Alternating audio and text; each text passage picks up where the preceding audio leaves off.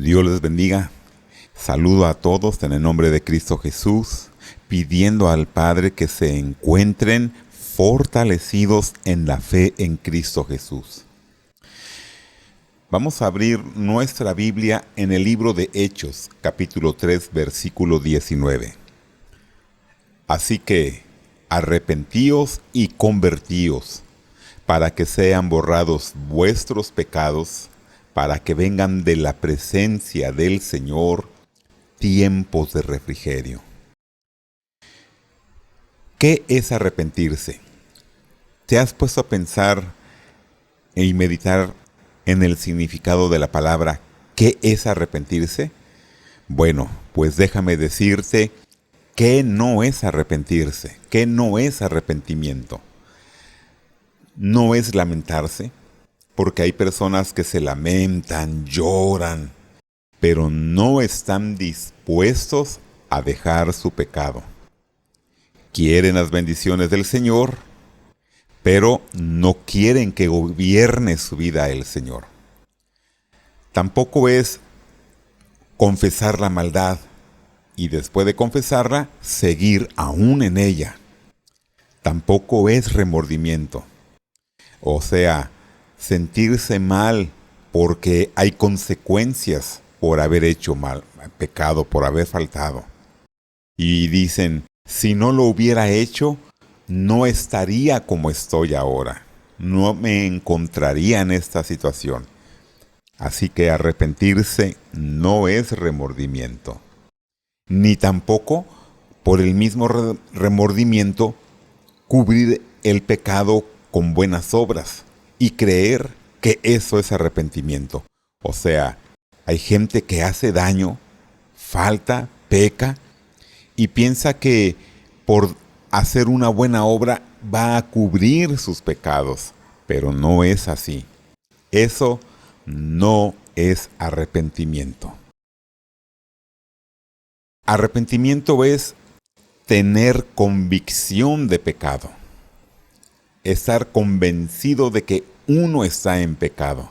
O sea, es reconocer plenamente que uno ha hecho lo malo delante de Dios. Que uno ha pecado y que merecemos justamente el castigo eterno. Por lo cual, somos merecedores de la ira de Dios y, para librarnos de este juicio, debemos arrepentirnos, confesar a Cristo nuestros pecados y someternos a su señorío. Leamos Proverbios capítulo 28, versículo 13. El que encubre sus pecados no prosperará, mas el que los confiesa y se aparta alcanzará misericordia. Así que de acuerdo a este principio, tenemos que apartarnos de nuestros pecados, confesarlos y apartarnos. En Hechos capítulo 3, versículo 19, la palabra nos dice, así que arrepentíos y convertíos, para que sean borrados vuestros pecados, para que vengan de la presencia del Señor tiempos de refrigerio. Para que uno pueda arrepentirse, realmente arrepentirse, es reconocer nuestro pecado delante de Dios y dar un giro de 180 grados, desandar el camino y no volver atrás. Eso es arrepentirse. Así que, de acuerdo a la palabra, el arrepentimiento para nosotros no es opcional. El arrepentimiento, a la luz de la Escritura, es un mandato de Dios. Dios manda a todos los hombres que nos arrepintamos. Y esta demanda de que cambiemos nuestra manera de vivir es porque Dios no quiere que muramos. Desde el Génesis hasta el Apocalipsis, toda la Biblia entera, el Señor nos llama al arrepentimiento. Abramos Ezequiel capítulo 18, de los versículos 30 al 32. Lo voy a leer en la versión Nueva Traducción Viviente, porque hay palabras que usamos al día de hoy y me interesa, más que usar diccionarios hebreo, utilizar esa versión para aprovechar el tiempo y entender el mensaje de este versículo. Por lo tanto, pueblo de Israel, juzgaré a cada uno de ustedes, según sus acciones, dice el Señor soberano. Arrepiéntete y apártate de tus pecados. Voy a repetir esa porción. El Señor dice, arrepiéntete y apártate de tus pecados. No permitas que tus pecados te destruyan. Deja atrás tu rebelión y procura encontrar un corazón nuevo y un espíritu nuevo. ¿Por qué habrás de morir, oh pueblo de Israel? Versículo 32. No quiero que mueras, dice el Señor soberano. Cambia de rumbo y vive. Mis amados hermanos, este mensaje es claro. El Señor nos manda que nos arrepintamos porque Él quiere que vivamos, no quiere que muramos. Y en el mismo libro de Ezequiel, el Señor dice que no quiere que la gente muera nuevamente. Es Ezequiel capítulo 33, versículo 11, en nuestra Reina Valera dice, diles, vivo yo, dice Jehová el Señor, que no quiero la muerte del impío, sino que se vuelva el impío de su camino y que viva. Volveos de vuestros malos caminos. ¿Por qué moriréis, oh casa de Israel? Mis hermanos, Dios declara ahora, en estos tiempos, en todas partes, que los hombres se arrepientan. Hemos leído 2 citas del Antiguo Testamento donde Dios dice claramente que Él no busca la muerte del impío. Él quiere que todos se arrepientan. Solamente 2 citas hemos leído, pero desde el Génesis hasta el último libro del Antiguo Testamento, que es Malaquías, el Señor una y otra vez llama al hombre a que se arrepienta. Vamos a ver ahora una cita en el Nuevo Testamento. Hechos capítulo 17, versículo 30. Pero Dios, habiendo pasado por alto los tiempos de esta ignorancia, ahora manda a todos los hombres, en todo lugar, que se arrepientan. Mis amados hermanos, queda claro que arrepentirse no es una opción. Arrepentirse es un mandato del Señor y lo está mandando el Señor por nuestro bien. ¿Por qué? Porque Él no quiere ni busca nuestra muerte. Él quiere que todos procedamos al arrepentimiento y que alcancemos salvación. Vamos a ver el punto número 2. El primero, vimos que el arrepentimiento no es opcional.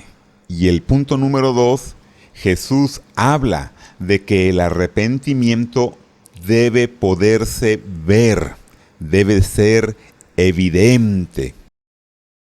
Leamos Lucas capítulo 3, versículo 8.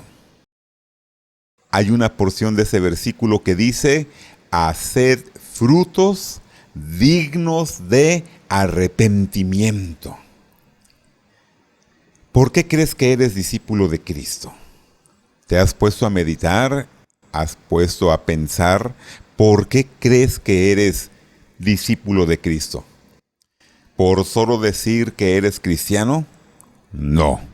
Porque solo digas que eres cristiano, no somos discípulos de Cristo. Porque levantaste la mano en algún culto, en alguna reunión, tampoco. Eso no nos hace discípulos de Cristo.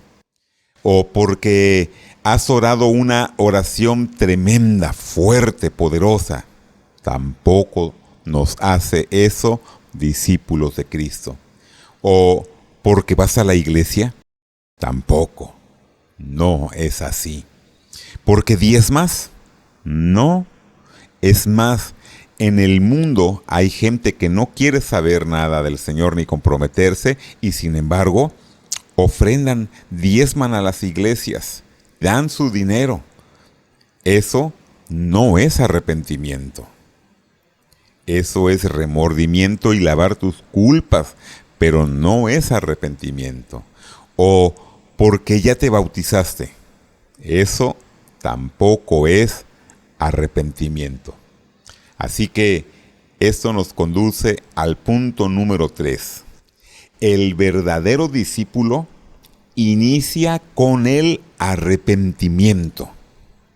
Y vamos a ver qué es lo que tenemos que hacer y dar evidencia para que se vea el arrepentimiento en nosotros. Dijimos que arrepentirse es un cambio de dirección. Es pararte a donde ibas, no seguir, dar la media vuelta y regresar por tus pasos y no volver a donde ibas. Mateo capítulo 4, versículo 17. Jesús comenzó a predicar: arrepiéntanse, porque el reino de los cielos se ha acercado. También nos dice en Lucas 5:32, no he venido a llamar a justos, sino a pecadores al arrepentimiento. Y en Lucas capítulo 13, versículo 3, si ustedes no se arrepienten, todos perecerán igualmente. Es un mandato, pero es un mandato para nuestro bien, que obedezcamos para que nosotros no nos perdamos, sino que alcancemos vida eterna con el Señor, con el Padre. Es para nuestro bien. Por eso el Señor nos manda que nos arrepentamos. No nos da a elegir. Nos dice: arrepiéntanse. No es si quieres, es una orden. Entonces, ¿qué quiere decir esto? Que aquellos que han decidido no arrepentirse están en desobediencia. Y es por su propio gusto que ellos van a perecer, porque el llamado está, la invitación está, la salvación enfrente de ellos, pero no quieren venir para ser salvos. Así que el día que tengamos que dar cuentas delante del Señor es por su propia decisión, por su propio gusto, que ellos no quisieron tomar este camino. Y lamentablemente en nuestros días, la televisión, hay muchos predicadores, hay muchos programas, entre comillas, cristianos, evangelísticos, pero son superficiales. Te hablan de dinero, te hablan de bienestar, te hablan como que te dicen: ten una mente de triunfador, ten una mente de millonario, ten una mente triunfadora. Mis hermanos, es mejor tener la mente de Cristo. Y eso tiene sentido y razón de ser, porque lo demás se acopla a este mundo. Son mensajes de organizaciones motivadoras que han adoptado pseudo cristianos para hacer negocio de los que se acercan a sus movimientos. Y eso no salva. Eso no produce arrepentimiento. Así que para que haya un arrepentimiento verdadero, primero debe haber una señal de regeneración. ¿Somos salvos por fe? Sí, pero déjame decirte, la fe sin obras es muerta. Es como una barca. Necesitamos los dos remos para podernos dirigir. Si tienes un solo remo que le vamos a llamar fe, entonces solamente vas a dar vueltas en una sola dirección. Y si tienes el remo de las buenas obras, en una sola dirección. Necesitamos tener nuestra fe y demostrarlo con buenas obras que tenemos nuestra fe. Necesitamos los dos remos para poder ir en una sola dirección. Hay algunos que toman esta cita de Hechos capítulo 16 versículo 31 y mencionan: cree en el Señor Jesús y serás salvo tú y toda tu casa. Y dicen que la salvación viene por el arrepentimiento, que viene por fe. ¿Es cierto? Claro que sí. Pero creer no es suficiente. Tiene que haber arrepentimiento. Y vamos a ver más adelante que el arrepentimiento no es un sentimiento, no es un momento nada más al principio, sino es una actitud de toda la vida. Una persona que se ha arrepentido da evidencias de que hay un cambio de vida. Aquel que da frutos de arrepentimiento, tiene que haber una forma diferente de hablar, de pensar diferente, de actuar diferente. Ya no es el mismo, ya no es la misma. Han cambiado, se han arrepentido de su antigua vida, llena de pecados, de maldades. Ahora la mentalidad es totalmente diferente. Santiago capítulo 2, de los versículos 19 al 20, nos dice: ¿tú crees que Dios es uno? Haces bien. También los demonios creen y tiemblan. Pero, ¿estás dispuesto a admitir, oh hombre necio, que la fe sin obras es estéril? Mis hermanos, mis hermanas, ¿de qué sirve hablar y no demostrarlo con tus hechos? ¿De qué sirve andar diciéndole a la gente que eres cristiano y con tu manera de vivir no das testimonio? Por ejemplo, estamos caminando y de repente nos encontramos un tubo que está roto y botando agua.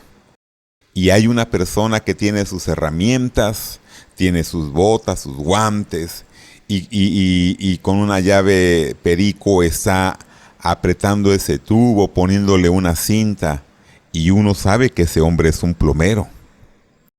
Si yo te digo, mira, acabo de ver una persona con una manguera, tiene su casco, su ropa roja, y está dirigiendo el chorro de agua hacia una casa que se está incendiando, ¿no será un carpintero el que está haciendo eso? Obviamente que no, me vas a tirar de loco. Ese es un bombero. Y si vemos a un hombre con bata blanca, un bisturí y viene con sus guantes y su tapaboca, vamos a saber que ese es un doctor. ¿Por qué? Porque la evidencia nos deja ver, sin que nos digan una sola palabra, a qué se dedican esas personas. Tú y yo debemos ser de la misma manera evidentes al mundo que somos cristianos. Que no sean necesarias las palabras para decirle a la gente: hey, mira, yo soy cristiano, yo creo en Dios. Tu forma de hablar, pensar, actuar, comportarte, cómo contestas ante la provocación. La gente se va a dar cuenta que eres cristiano. En el momento que tú digas yo creo en Cristo Jesús, solamente es una confirmación de lo que tú y yo ya estamos haciendo, No necesitamos decírselo, así como lo vimos con aquellos profesionales, el bombero, el doctor, el plomero. No tenemos que ir a preguntarle, oiga señor, ¿usted es plomero? Porque lo estamos viendo. Están dando evidencia a lo que ellos se dedican. Así tú y yo. El mundo tiene que ser testigo de que somos cristianos por nuestra manera de vivir. No por lo que decimos, sino por lo que vivimos. Hay un dicho que dice, tus hechos hablan tan alto que no me dejan escuchar tus palabras. Nuestros hechos dan evidencia de lo que nosotros creemos y somos. Y con nuestras palabras confirma la gente lo que nosotros somos. Primera de Tesalonicenses capítulo 1, versículo 9 dice la palabra del Señor. Pues ellos mismos cuentan acerca de nosotros, de la acogida que tuvimos por parte de ustedes y de cómo se convirtieron de los ídolos a Dios para servir al Dios vivo y verdadero. Mi hermano, mi hermana, si tú eras un mentiroso, un ladrón, una persona fácil, qué sé yo, cuántos pecados hay en este mundo y de dónde venimos, al día de hoy eres una persona que da evidencia de que te has arrepentido. Hay 3 áreas que deben ser evidentes para que un arrepentimiento se manifieste como genuino y donde tú y yo tenemos que afirmarnos para que nuestro arrepentimiento sea conforme a los principios del Señor. Vamos a leer Génesis capítulo 4, versículo 7.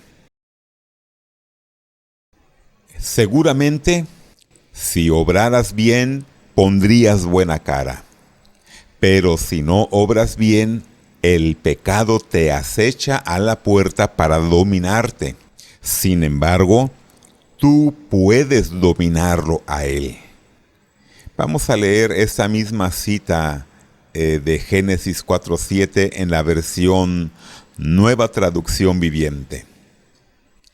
Serás aceptado si haces lo correcto, pero si te niegas a hacer lo correcto, entonces ten cuidado. El pecado está a la puerta, al acecho y ansioso para controlarte. Pero tú debes dominarlo y ser su amo.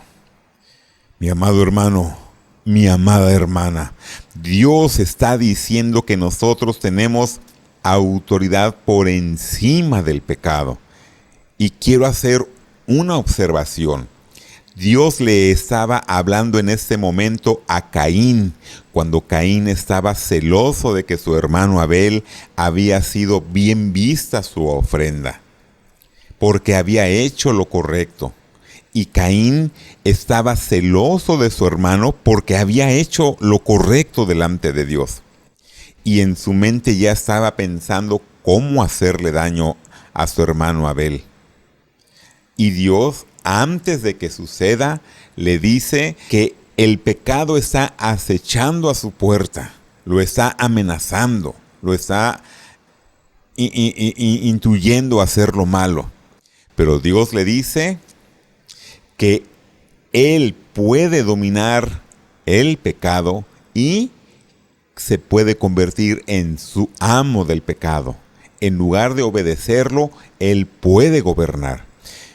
Si Dios lo está diciendo en aquellos días cuando no había venido Jesucristo, sino solamente por la fe en el Señor, ahora cuánto más tú y yo que tenemos a Cristo en nuestro corazón, que el Espíritu Santo es el que nos guía en nuestra vida, cuánto más no podemos tener autoridad y dominio por encima del pecado, porque ya no es en nuestras fuerzas, sino en el poder de su Santo Espíritu, en Cristo Jesús. Mi hermano, mi hermana, No es de que digas, ay, es que para mí es muy difícil. Ay, es que yo vi esa cosa mal acomodada y pues volví a caer. Ay, es que me pusieron esa botella de alcohol bien fría y pues no fue fácil. Tú no tienes excusa delante de Dios, porque tú puedes decidir por encima del pecado. Dios te ha dado esa autoridad. Dice Filipenses 4:13, todo lo puedo en Cristo que me fortalece. Así que el Señor demanda que pongamos la mano en el arado y no volteemos para atrás. Vamos a ver 3 áreas que deben ser evidentes para nosotros saber que tenemos un arrepentimiento genuino, y en estas nos vamos a poner toda la vida. Primero, nuestras emociones. Y nuestras emociones van a dejar ver un dolor por el pecado. Tú vas a sentir tristeza, angustia, dolor por tu vida pasada, por todo lo que hacías. Hoy se te abren los ojos y te das cuenta que de esa manera estabas ofendiendo al Señor, que tu camino no era al cielo. Una cosa es que pequemos, pero otra cosa es que nos deleitemos en el pecado. Son muy diferentes. Me tiene que doler cuando peco contra Dios, cuando le ofendo, cometiendo el mismo pecado. No puede ser ya en mi vida. No puede ser de que hoy voy caminando, me tropiezo con una piedra y ¡ay! Sufro. Y mañana vuelvo y me vuelvo a tropezar con la misma piedra, ¡ay! Y sufro. Pasa una semana, pasa un mes y si voy a estar haciendo eso, mejor cargo la piedra y me la llevo para seguir tropezando a mi gusto. No estoy arrepentido. Si yo he mostrado arrepentimiento, ya sé que allá hay una piedra que me hace tropezar y no vuelvo por ese camino, porque me duele fallarle al Señor, porque yo no quiero ofender al Señor. Así que en mis emociones yo tengo dolor por el pecado, siento tristeza. Dice 2 de Corintios capítulo 7 versículo 10, porque la tristeza que es según Dios produce arrepentimiento para salvación, de la cual no hay que arrepentirse, pero la tristeza del mundo produce muerte. Así que mi hermano, mi hermana, dejemos que el Espíritu Santo toque nuestro corazón y que sintamos dolor por el pecado. Pidámosle al Señor, Padre, déjame sentir la tristeza que tú sientes por la gente cuando está pecando, que yo lo pueda ver de la misma manera para que cuide mi vida en santidad delante de ti. Un arrepentimiento genuino es cuando me determino a no continuar, decido no volver a hacerlo, oro al Señor por fuerzas y decido que ya no más. El pecado tenemos que verlo como Dios lo ve, siempre malo. Segundo, evidencia, el intelecto. ¿Qué quiere decir? Que vamos a tener un cambio de mente, nuestra mentalidad va a ser diferente. No puedo seguir pensando igual, no puedo seguir juzgando igual, no puedo seguir criticando a los demás. No puedo darle rienda suelta a mi mente a que ella piense lo que quiera. Yo gobierno sobre mi mente ahora. La Biblia dice en Filipenses capítulo 4, versículo 8. Por lo demás, hermanos, todo lo que es verdadero, todo lo honesto, todo lo justo, todo lo puro, todo lo amable, todo lo que es de buen nombre, si hay virtud alguna, si algo digno de alabanza, en esto pensad. Así que, mi amado hermano, mi amada hermana, la palabra nos dice que para que nuestra mente sea de provecho, pensemos en las cosas verdaderas, todo lo que sea verdadero. Ponte a pensar en todo lo que es honesto, en todo lo que es justo. Ponte a pensar en todo aquello que es puro, todo lo que es amable, en todo lo que es de buen nombre, porque la palabra dice que para esto sí hay virtud, que para esto sí hay alabanza, y esa virtud y esa alabanza vienen del mismo Padre para nosotros. Así que agrademos al Señor.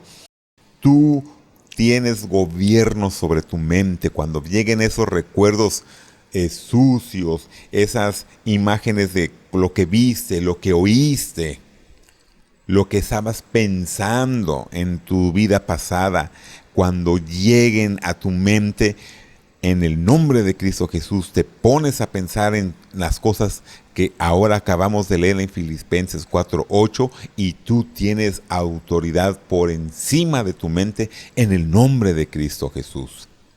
Tú tienes gobierno, tú tienes autoridad porque Cristo te la ha. Los pecados vienen porque tienen su origen en la mente. Después de que se crearon en la mente, es que se consuma el pecado. Primero te llega la tentación en tu mente, piensas, haces, buscas el tiempo, lo acomodas, y si tú le das rienda suelta, el pecado se consuma. Así que cuida tu mente, mi hermano. Lee la palabra, llénate de la palabra, para que en el momento que quieran llegar esos pensamientos no encuentren cabida, no hay lugar, porque estás lleno de la palabra del Señor. Y tercer punto, que sea evidente, está en tu voluntad. ¿Qué quiere decir? Que ahora hay un cambio de vida. Segunda de Corintios, capítulo 7, versículos del 8 al 10, dice en la parte central: porque la tristeza que es según Dios produce arrepentimiento para salvación, de la cual no hay que arrepentirse, pero la tristeza del mundo produce muerte. Vamos a leerlo en la versión Nueva Traducción Viviente y escuchemos. Pues la clase de tristeza que Dios desea que suframos nos aleja del pecado y trae como resultado salvación. No hay que lamentarse por esta clase de tristeza, pero la tristeza del mundo, al cual le falta arrepentimiento, resulta en muerte espiritual. Dijimos al principio del mensaje, remordimiento. Eso no trae arrepentimiento. Los frutos dignos de arrepentimiento se muestran de una manera práctica. Dejas de robar, dejas de transar, dejas de hacer cosas deshonestas. Ahora perdonas, amas, respetas, buscas el bien de los demás, no le deseas mal a nadie. Tu cambio de vida ha sido total, tienes una actitud diferente.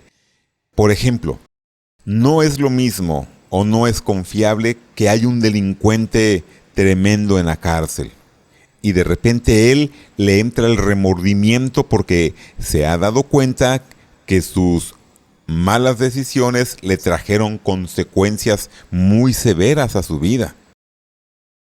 Y este hombre está condenado prácticamente de por vida. Y ahora, ahí dentro de la cárcel, le entra el remordimiento. Y imagínate, él se acerca con los directivos y les dice, yo ya vi que hice lo malo, me arrepiento, me comprometo a no portarme mal y a ser un hombre de bien, pero déjenme salir. ¿Tú lo dejarías salir? ¿Estarías de acuerdo en que le abrieran la puerta para que afuera se portara como un hombre de bien? ¿Qué tendríamos que hacer para comprobar que ese hombre realmente está arrepentido? Por su cambio de vida, por su manera de cómo actúa, porque da evidencias. Entonces y solo entonces habría la posibilidad de que él recuperara su libertad. Pero nada más porque lo dice. ¿Y quién va a creer solamente porque lo dice? Nosotros tenemos que ver frutos dignos de arrepentimiento, frutos que dan evidencia que realmente esa persona está arrepentida. Por eso te decía al principio del mensaje, no es solamente que digas que eres cristiano, porque te congregas, porque oras, porque cantas alabanzas, porque ofrendas, porque diezmas. Esas cosas son buenas y de provecho en nuestra relación con el Señor y con los hermanos en Cristo y con la iglesia donde nos congregamos. Pero una vida de arrepentimiento va más allá, va en tu cambio de actitud, en tu cambio de vida, en tu cambio de mente y en que tú ahora tienes un dolor por el pecado. Ya no disfrutas por el pecado. Lamentablemente, de aquí hasta que muramos va a ser nuestra lucha constante de todos los días. Lamentablemente, es probable que caigamos en alguno de ellos. No estamos exentos. Es una lucha feroz hasta el último de nuestros días, pero ya no disfrutas del pecado. Ahora te duele y corres inmediatamente al Señor, arrepentido, adolorido, pidiéndole perdón. Y no vuelves a caer en ese lugar. Mira este ejemplo bíblico que es por medio de Juan el Bautista. En Lucas capítulo 3, de los versículos 4 al 14. Como está escrito en el libro de las palabras del profeta Isaías que dice, voz del que clama en el desierto, preparad el camino del Señor, enderezad sus sendas, todo valle se rellenará, y se bajará todo monte y collado. Los caminos torcidos serán enderezados, y los caminos ásperos allanados. Y verá toda carne la salvación de Dios. Y decía a las multitudes que salían para ser bautizados por él, oh generación de víboras, ¿quién os enseñó a huir de la ira venidera? Haceos pues frutos dignos de arrepentimiento. Y no comencéis a decir dentro de vosotros mismos, tenemos a Abraham por padre. Porque os digo que Dios puede levantar hijos a Abraham aún de estas piedras. Y ya también el hacha está puesta a la raíz de los árboles. Por tanto, todo árbol que no da buen fruto se corta y se echa en el fuego. Y la gente se preguntaba diciendo, entonces, ¿qué haremos? Y respondiendo les dijo, el que tiene 2 túnicas, dé al que no tiene, y el que tiene que comer, haga lo mismo. Vinieron también unos publicanos para ser bautizados y le dijeron, Maestro, ¿qué haremos? Él les dijo, no exijan más de lo que está ordenado. También le preguntaron unos soldados diciendo, ¿y nosotros qué haremos? Y él les dijo, no hagan extorsión a nadie, ni calumnien, y conténtense con su salario.